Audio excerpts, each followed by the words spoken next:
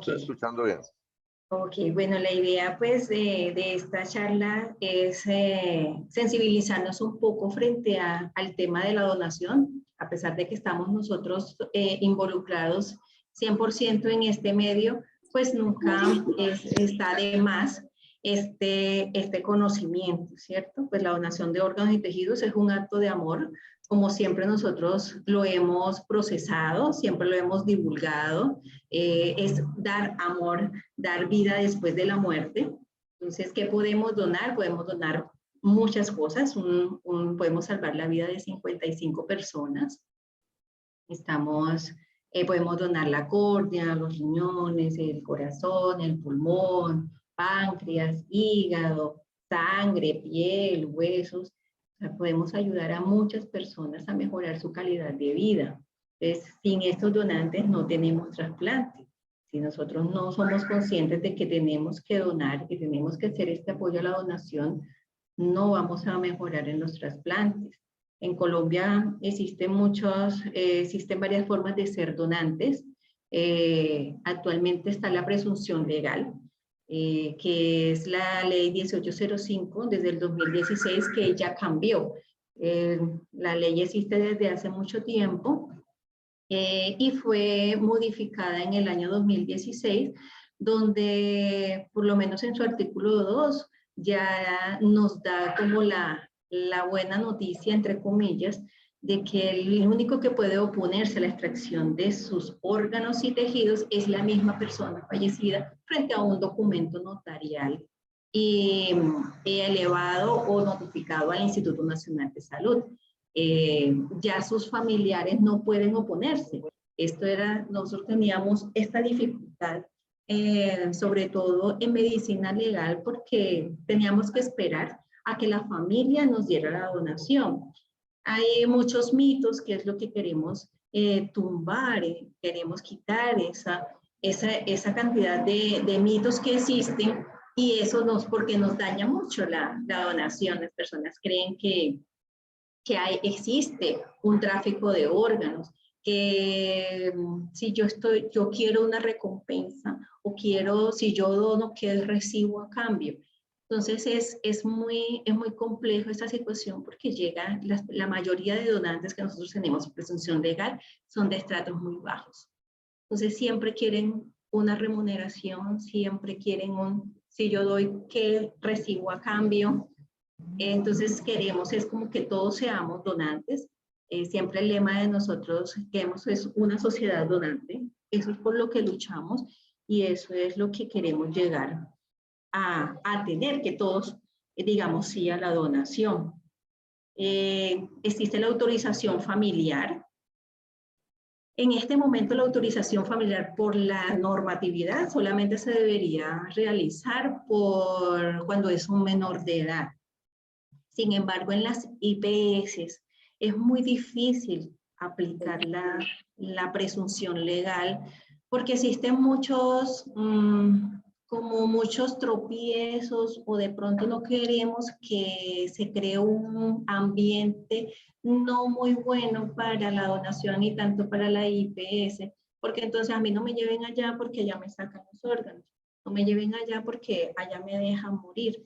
Y lastimosamente el sistema de salud, a veces quien hace los triadas, quien recibe es el guarda, no me dejan entrar. Entonces a veces hay una cantidad de factores que pueden influir mucho en que eso sea un impacto negativo frente a la donación. Entonces, en las IPS se solicita una autorización familiar. Sabemos que como va en contra o va en contravía de lo que es la ley realmente, pero no queremos como dañar ese impacto ya, o acrecentar más el dolor de una familia que le acaban de decir que su familiar ha fallecido, y en ese momento tenemos que hacer la pregunta más difícil, que es: ¿usted quiere donar? Entonces, no he asimilado todavía que mi familiar está fallecido, y ya yo tengo que preguntar, tengo que contestar que sí le puedo donar.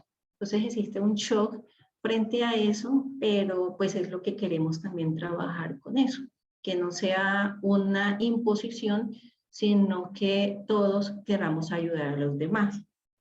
La otra forma de ser donante, pues es por voluntad propia. Ejercemos nuestro derecho de dejarlo conversado, decimos a nuestra familia. Sin embargo, como les digo, si no se oponen, no ejercen su derecho frente a una notaría de que de sus órganos no se extraigan los órganos y tejidos, todos somos candidatos a donante. Eso es lo que nosotros realmente hacemos y eso nos ha mejorado la obtención, pero lastimosamente ha creado también un rechazo de la sociedad frente a esto. Porque pues, si existe la ley, yo ya, ¿qué puedo hacer? Pero si queremos que la gente tome conciencia de que podemos dar vida después de la muerte.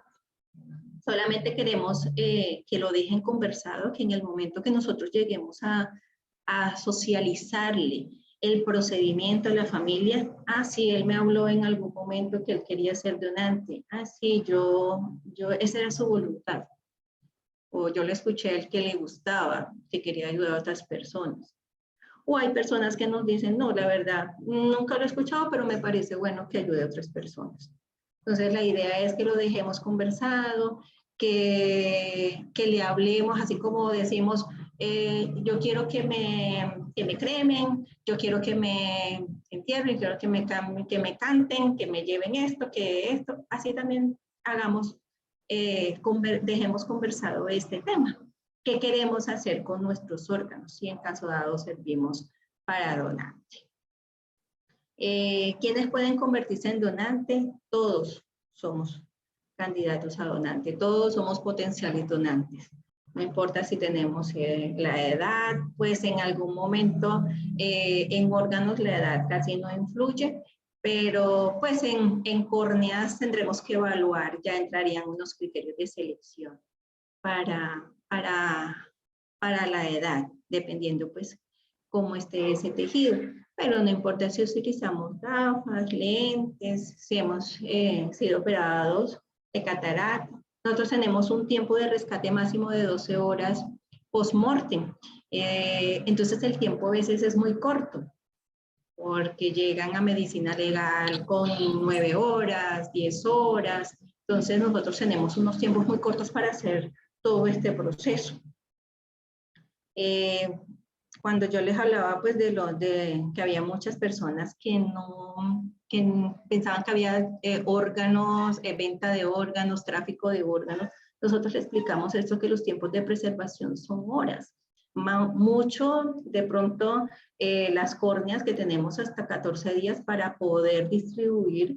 Sin embargo, de esos 14 días es menos el tiempo, porque nosotros nos tomamos aproximadamente de 2 a 3 días para evaluar los tejidos, mientras que llegan todas las pruebas, y ya cuando el tejido se va a distribuir, pues ya por lo menos tiene 3 días de haber rescatado. Entonces, es lo que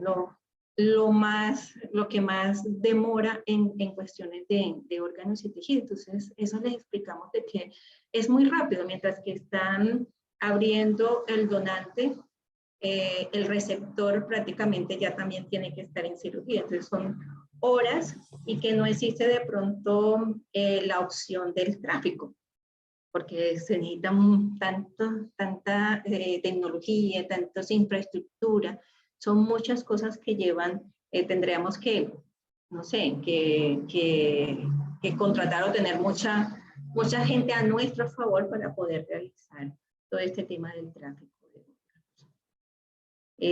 Nosotros somos el Banco de Ojos del Occidente Colombiano. Pues nosotros somos unas fundaciones y todos los bancos son fundaciones sin ánimo de lucro o entidades sin ánimo de lucro.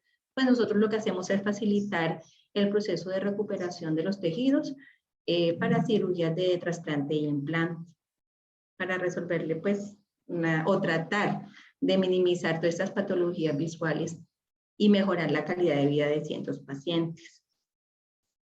¿Cuáles son los servicios que nosotros prestamos? Pues el proceso de obtención, procesamiento y distribución de tejidos. Los tejidos que distribuimos es la córnea, la esclera y membrana amniótica. También realizamos este tipo de charlas charla de sensibilización a entidades y también capacitación pues, en el manejo de los tejidos a las IPS. Uno de los tejidos principales de nosotros y el ser es la córnea. Todos tenemos necesidades desde niños hasta personas adultas que necesitan un trasplante de córnea. Y ustedes más que nosotros sabemos eso, cuántos pacientes tienen en sus instituciones, son muchos los que requieren. Entonces, ¿cómo vamos a solicitar este tejido?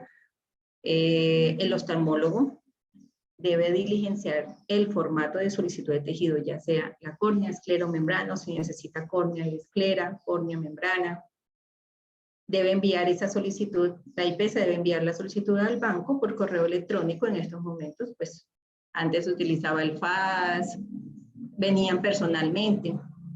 Y a partir de eso nosotros ya ingresamos esa solicitud a nuestra lista de solicitudes. Si tenemos disponibilidad del tejido, inmediatamente pues se programa. Si no, entonces quedaría en una lista de solicitudes esperando a que ya tengamos el tejido para ese paciente. Este es el documento que deben presentar para solicitar el tejido. Debe venir totalmente diligenciado. Porque nosotros hacemos énfasis en que debe venir totalmente diligenciado? Porque hay unos requerimientos que el cirujano a veces solicita. Por lo menos si necesita un reborde escleral específico para una técnica específica. O si necesita un grupo sanguíneo específico para ese receptor. O si necesita un recuento endotelial específico. ¿Qué tipo de cirugías? Lo que pasa es que nosotros clasificamos nuestros tejidos de acuerdo también al tipo de cirugías. Esto no le sirve para una endotelial, esto no le sirve para, esto tiene ciertas características, sirve para este paciente. Entonces interactuamos mucho con los médicos para poder darle lo que ellos necesitan, tratar de ser que ese tejido cumpla con las expectativas que tiene ese cirujano y frente al receptor. Entonces, para nosotros sí es muy importante diligenciar esta documentación completa. Ustedes manejan un formatico que viene como es de ustedes exclusivo, pero contiene prácticamente la misma información. Entonces, no hay problema por eso. Como les decía, pues hay unos requerimientos exclusivos pues, del cirujano y para nosotros es importante que cumpla el tejido enviado con esa especificación. La disponibilidad de tejidos, pues obviamente córnea es cuando mandamos por correo informando de que tenemos tantos tejidos. Eso, pues la disponibilidad pues es cuando tengamos el rescate. Siempre, mientras que esclera y membrana amniótica, siempre tenemos disponible. Tratamos de que siempre haya esclera, a pesar de que la esclera es difícil, igual que la córnea, de obtención. A veces es más difícil todavía obtener globo ocular porque la familia no, que se me va a deformar mi familiar, no lo quiero, me le va a dejar un hueco. Entonces, a veces no es que sea muy fácil extraer esclera. Es importante optimizar estos tejidos que realmente cuando los soliciten, realmente los vayan a utilizar, porque es muy triste ver que, no, yo lo voy a pedir por si acaso, pero entonces yo estoy confiando en que ustedes lo van a utilizar, que esa IPS lo va a utilizar y resulta, no, es que no lo utilicé. Existen casos fortuitos, existen momentos que yo sé que no se pudo utilizar por X y Z motivo. Pero si yo lo pido por si acaso, estoy dejando también de atender a otro paciente que realmente de pronto sí lo solicite. Como los bancos no son, las IPS no pueden estar almacenando tanto tejido y nosotros no aceptamos devoluciones, entonces ese tejido ustedes lo tienen que tener ahí. Y llega un momento en que si se vence, pues toca descartar. Entonces, tratamos de que realmente sí sea utilizado los tejidos que solicito. Cuando nosotros enviamos el correo con la disponibilidad de córnea, la IPS tratamos de que la IPS nos conteste lo más pronto posible para nosotros poder asignar y distribuir. ¿Por qué? Porque tenemos los tiempos cortos. Es importante saber que el acorde entre más días pues pueda que se dematice, pueda que ya no sea tan fresca y que el paciente pues pueda de pronto generar más tardanza a la recuperación, y ustedes lo saben más que nosotros. El banco tiene su política de enviar como mínimo 3 horas antes el tejido para que ustedes lo atemperen y realicen todo el procedimiento que necesiten realizar frente a estos tejidos, el manejo de esclera, pues reconstituir la membrana, pues también atemperarla y sacarla después del papelito, ¿cierto? Si por algún motivo, razón o circunstancia se llega a cancelar una cirugía o un cambio de hora, pero el tejido no ha salido, es la única forma que nosotros podemos retroceder, ¿sí? No enviar ese tejido, pero si el tejido ya está allá, lastimosamente ustedes lo tienen, o sea, ya nosotros no podemos recibirlo. ¿Por qué? Por temas de calidad, nosotros no podemos garantizar, a pesar de que ustedes me pueden decir, es que nosotros tenemos las superneveras, nosotros lo cuidamos, para nosotros es difícil recibir un tejido que ya ha estado bajo custodia en otra entidad. ¿Listo? Como les dije, si ustedes cuando no pueden utilizar un tejido, pues se hace la reasignación, la IPS la debe realizar. La normatividad prohíbe que las IPS mantengan tejidos almacenados, pero entendemos pues la dificultad, entendemos que ya es algo fortuito, y nosotros lo que les recomendamos es ojalá sea antes de 8 días. Si no, pues lastimosamente ustedes ya se expondrían a una visita y que de pronto les pueda hacer un hallazgo o llevar a una consecuencia mayor si ustedes tienen almacenado tejidos, porque la ley no lo permite. Nosotros tenemos unos criterios de asignación. Son unos criterios que son establecidos por la red de trasplante, como por tener unas órdenes de prioridades. La primera es una urgencia cero. Cuando tenemos una urgencia cero y tenemos un tejido, tenemos que tratar de que cubrir esa urgencia cero. Ya tendríamos que evaluar, la IPS tendría que enviar todos los documentos, fotos del órgano, la historia clínica, para corroborar de que realmente sea una urgencia cero. Tenemos también la compatibilidad sanguínea. Existen algunos grupos sanguíneos un poco exóticos y raros, muy difíciles de que de pronto el común lo tenga, y si llegamos a tener ese grupo sanguíneo con un donante, pues la idea es que si tenemos en las listas un donante con un receptor con ese tipo de grupo sanguíneo escaso, pues la idea es que se realice, que se tome ese donante para ese paciente. Los menores de edad también son nuestra prioridad, así como los ojos únicos. Pacientes que tengan otras patologías y que necesiten, pues, que si no se realiza el trasplante, puede conllevar a otras enfermedades o puede ponerse en riesgo.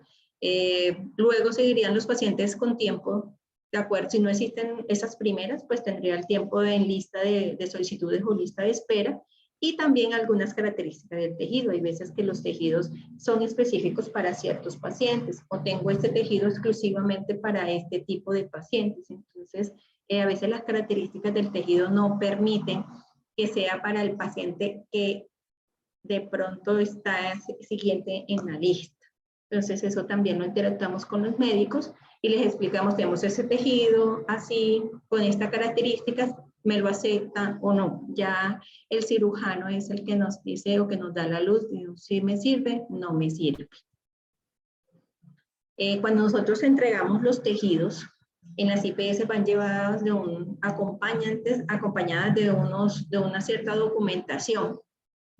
Los tejidos los enviamos en una neverita, con un termómetro para corroborar pues la temperatura con la que salen y con la que llegan. Esas temperaturas son registradas. La salida de acá del banco, a qué temperatura sale y con qué temperatura llega al sitio de recepción en la IPS. Entonces tenemos pues una remisión del tejido donde va esa temperatura, donde va el número del tejido, tenemos la información como tal del tejido. Esa información es donde nos explica todo, como qué medio, qué pruebas, cómo lo debo guardar, cómo lo debo, si no lo utilizo, qué pasa. Esa información es importante. La información como tal del tejido trasplantado, esa información debe ser devuelta al banco. ¿Por qué? Porque nosotros así hacemos la trazabilidad de ese tejido. También ahí hay una encuesta de satisfacción de cómo le fue a ese médico con ese tejido, si cumplió o no las expectativas. Entonces, para nosotros es importante conocer qué pasó con ese tejido y si cumplió o no cumplió con las características que tiene él. El informe de evento adverso o incidente, ustedes tendrán el suyo, nosotros también tenemos el de nosotros, siempre y cuando sea atribuible al tejido. De resto no lo tenemos que diligenciar.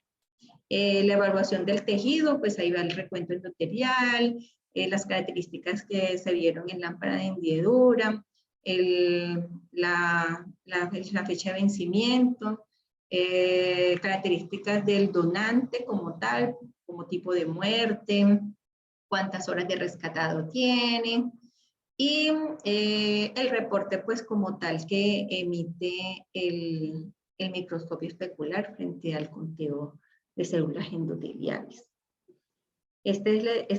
Cada tejido lleva esta información. Ahí vamos a encontrar en qué medio se maneja, a qué temperatura debe manejarse. Cada tejido lleva su información, por lo menos esta es una información del tejido corneal. Hay una información del tejido escleral y hay una información del implante de membrana. Entonces, es importante que ustedes también, cuando nosotros le enviamos eso y ustedes tienen alguna duda, igual el banco está a su disposición. Cuando quieran pueden llamarnos alguna duda, pero si no, este es una información que ustedes pueden encontrar a su mano, a qué temperatura, si yo no lo he utilizado, cómo lo debo volver a manejar, qué hago, quién se responsabiliza por este tejido. Entonces esa información les sirve a ustedes de cómo manejar ese tejido. Esta es la información del tejido trasplantado. Esto es lo que nos deben enviar después de la cirugía para que nosotros evaluemos cómo le fue a ese médico con ese tejido, si realmente sí cumplió sus expectativas y si no, pues nos hacen unos comentarios para nosotros poder. Eso nos sirve para nosotros realizar trazabilidad y también el mejoramiento continuo en el proceso de calidad de nuestros tejidos. Este es nuestro informe de evento adverso, en caso dado pues que se aplique, que sea atribuible al tejido. Nosotros, ¿cómo vamos a manejar? Por lo menos nosotros enviamos este tejido corneal. El tejido corneal se debe mantener de 2 a 8, no se congela. Hemos tenido casos en que las córneas han sido congeladas porque de pronto son personas nuevas, no recibieron la capacitación y resulta que colocaron el tejido y lo congelaron. Las córneas no las congelamos, las mantenemos de 2 a 8. Nosotros tenemos la política del triple empaque. El primer empaque es el envase de vidrio, donde la córnea desde el sitio de rescate, ahí ya no se vuelve a abrir más, desde que se rescata. La córnea se evalúa dentro del mismo frasco. Después viene la bolsa sellada. Esa bolsa sellada nos permite pues hacer un aseguramiento en el momento del almacenamiento. Y luego vendrá una bolsita Ciproc donde indica el nombre del paciente con el nombre del médico y la entidad a la que está siendo distribuida. Cuando nosotros enviamos eso, la idea es que cuando reciban, el nombre corresponda pues a toda la documentación, y cuando ustedes lo lleven a cirugía, que la córnea sea para el paciente que nosotros estamos distribuyendo, como les digo, por características o porque ya la papelería existe para ese, ya está para ese donante, entonces, para ese receptor. Entonces es importante que tengamos todo eso, porque a nosotros es una trazabilidad y nosotros tenemos que reportar esa trazabilidad. Esta córnea se fue para tal paciente. Y si no, hay un documento de reasignación para nosotros poder tener todo el proceso transparente. ¿Listo? Entonces, después si no lo utilizaron, deben volverla a refrigerar.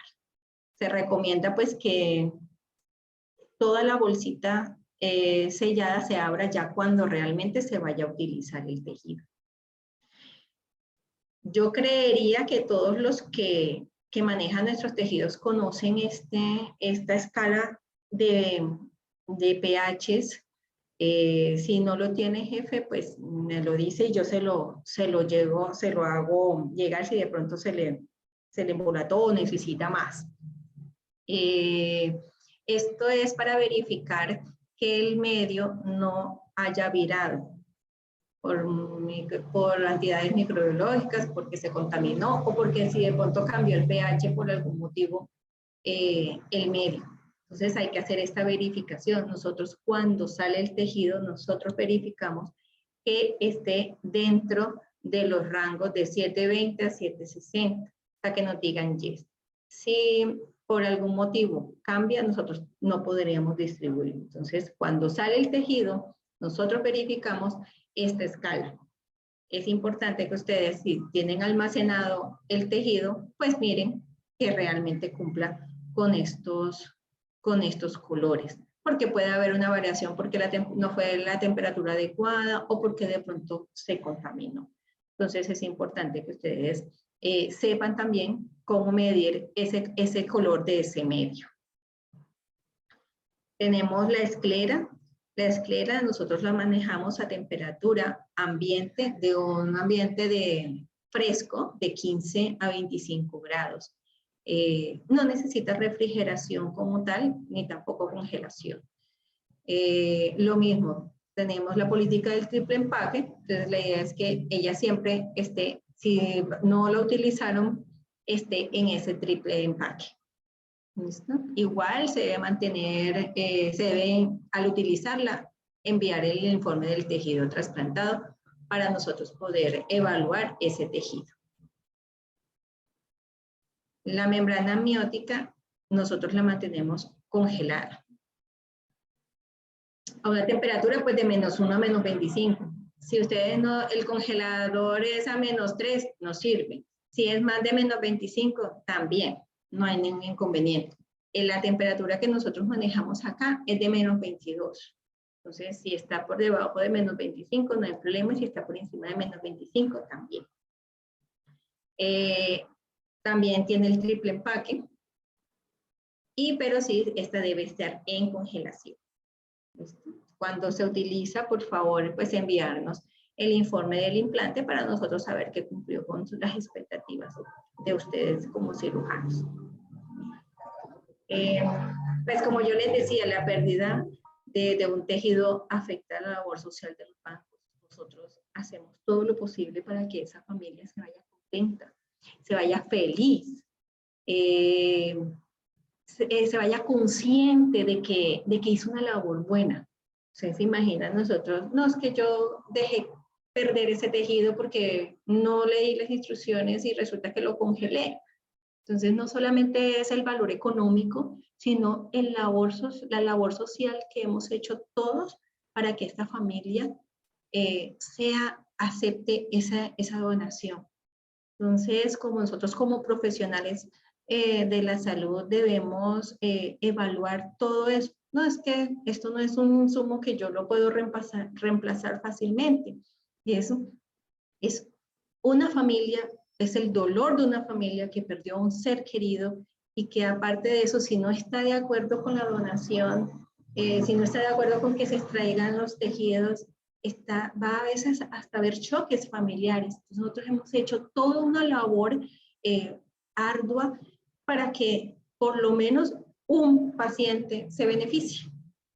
Entonces es como el llamado a todos a que no solamente miremos el valor económico, sino también la labor social que hacemos todos, hasta la misma familia, dando y teniendo la esperanza de que esas córneas sí van a ser colocadas en una persona.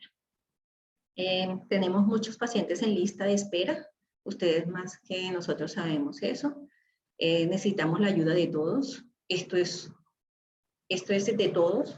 Nosotros como profesionales de la salud tenemos también la obligación de ayudarnos no solamente para poder entregar pues esos tejidos, sino también conversarlo con nuestras familias y también alertar también que nuestra familia sea donante. Si trabajamos en una IPS generadora, también podemos alertar. Todos tenemos que llegar al punto de que todos podamos ser unos ojos en cada IPS. Aquí hay una persona que está muy malita. Si yo sé de eso, yo reporto a la red para que seamos todos informados y poder abordar a esa persona. No les pedimos nada, solo pues que sepan que otros nos necesitan. Muchísimas gracias por este apoyo, por esta oportunidad y espero que haya sido de su agrado.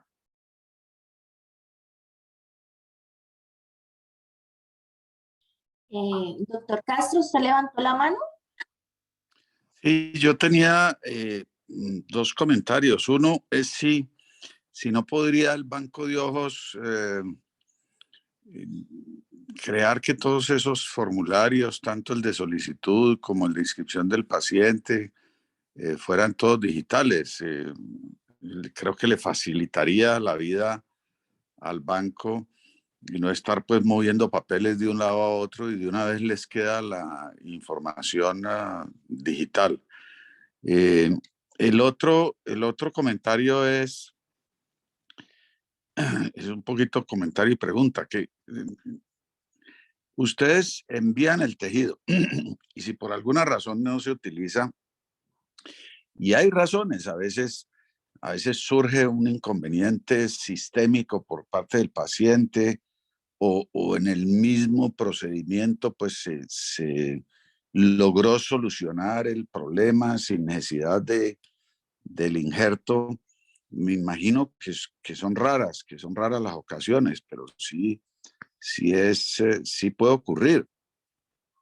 Entonces ustedes dicen que no reciben el tejido otra vez, pero si usted puede verificar y puede hablar con la entidad, digamos, por ejemplo, con la clínica, Banco de Ojos y clínica, y a usted le consta que la gente que recibió el tejido está perfectamente educada y es sumamente cuidadosa para mantener las temperaturas y no contaminarlo, pues me parece que no tiene mucho sentido decir que no lo vuelven a recibir, y más a la luz de que si la IPS se queda con el tejido, entonces está cometiendo una ilegalidad.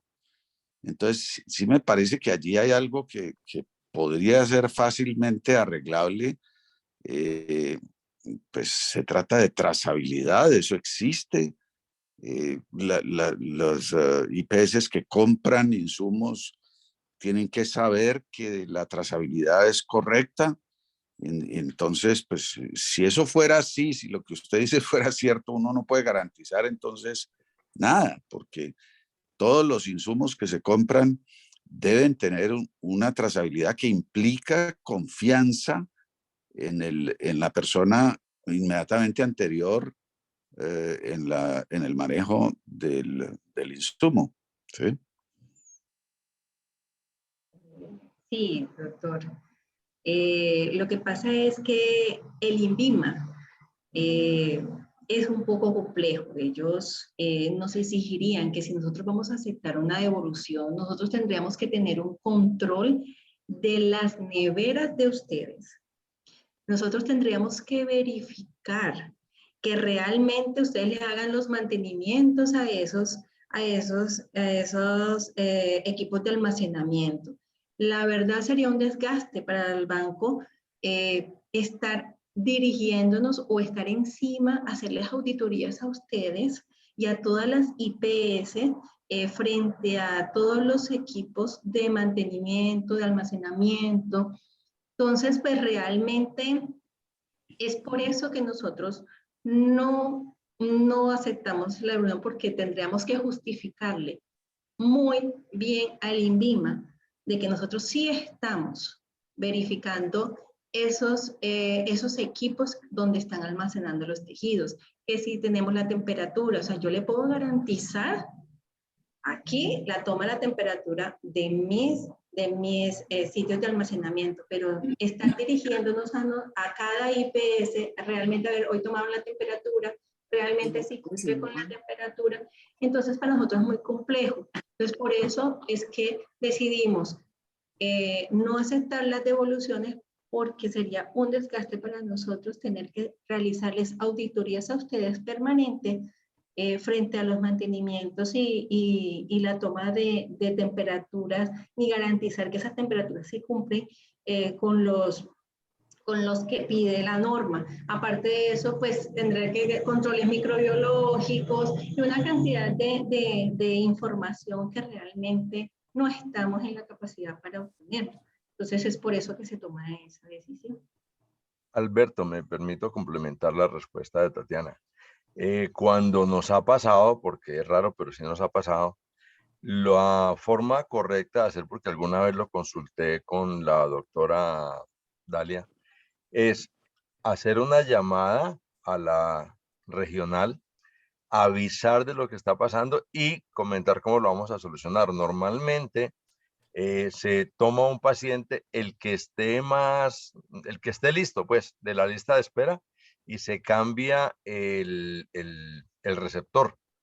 Pero lo ideal es hacerlo con la anuencia, con el permiso de la red de trasplantes. Yo he hecho eso un par de veces y la verdad no ha habido problema. El tema es que por todo lo que hubo de mala publicidad con respecto a los trasplantes, ellos son como muy temerosos de que se pueda, al perder la trazabilidad, se pueda generar, digamos, como cosas mal hechas o que se vean mal hechas. Pero normalmente cuando uno hace esto, ya tengo el tejido en mi clínica, el paciente a última hora tuvo un infarto, tuvo un evento y está hospitalizado el día anterior y no se pudo operar, pero tengo otro paciente para esto dentro del tiempo.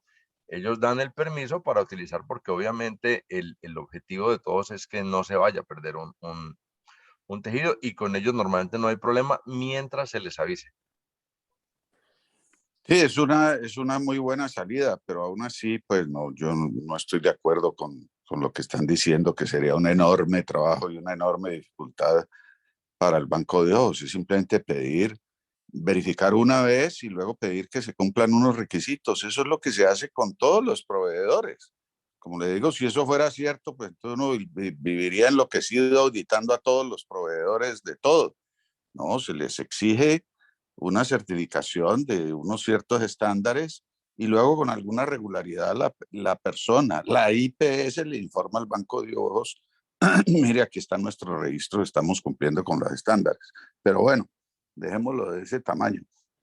Mi última pregunta es si las redes de bancos tienen como un equipo de reacción cada que salen estas noticias absurdas de tráfico y de que roban órganos y que le hacen muchísimo daño. O sea, usted se puede gastar millones de pesos en conferencias, en educaciones, en publicidad, y una sola noticia de esas le hace un daño tremendo, le borra toda la educación que ha hecho. Y yo veo que cuando salen estas noticias no hay como una estrategia armada de las redes de bancos para golpear muy duro al medio que diseminó esa noticia falsa, inventada, estúpida, de que se le robaron los ojos a un niño, pues para una siniestra red de tráfico de órganos que hay, que funciona y que produce millones y millones de pesos. Entonces, yo veo que eso ocurre y no hay como una reacción fuerte, organizada, que permita contrarrestar ese daño tan tremendo que hacen algunos periodistas irresponsables. Quería preguntarle si de alguna manera eso se ha hablado, se puede hacer. Pues realmente a nosotros también nos duele esas noticias y que el Instituto Nacional de Salud no se pronuncia, o si se pronuncia, se pronuncia muy pasito, por decirlo así. Lastimosamente, nosotros como banco no tenemos la autoridad para salir en medios de comunicación y dar noticias o dar respuestas frente a este tipo de situaciones.